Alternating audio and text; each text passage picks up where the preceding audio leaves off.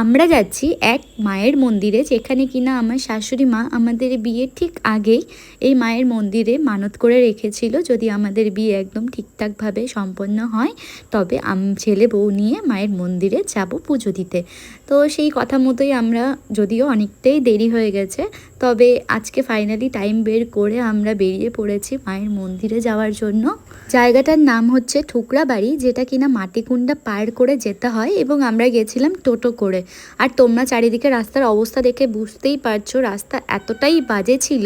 টোটো করে যেতে যেতে কিন্তু আমাদের প্রায় 1 ঘন্টার মতোই সময় লেগে গেছিলো। যদিও বেশি একটা দূর না, তবে রাস্তা যেহেতু প্রচণ্ড খারাপ, যার জন্যই সময়টা একটু বেশি লেগেছিলো।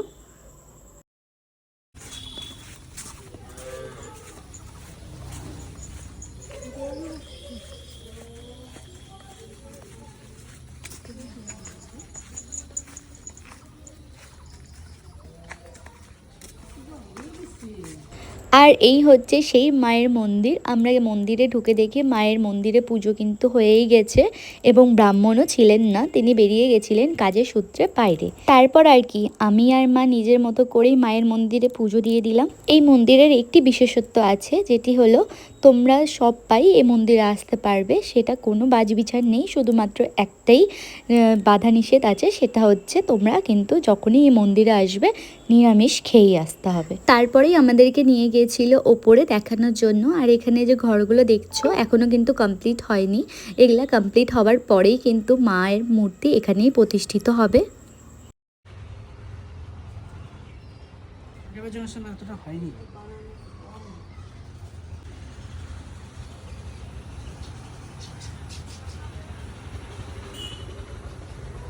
পুজো শেষ করেই আমরা ফিরলাম বাড়ির উদ্দেশ্যে। আর এখানে যে মন্দিরটি দেখতে পাচ্ছ, এটা কিন্তু পঞ্চকালী মায়ের মূর্তি রয়েছে।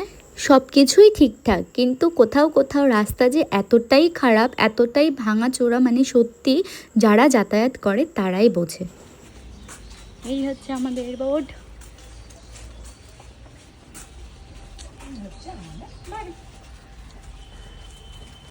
চলে এসছি বাড়িতে, এখন বাজে 1টা।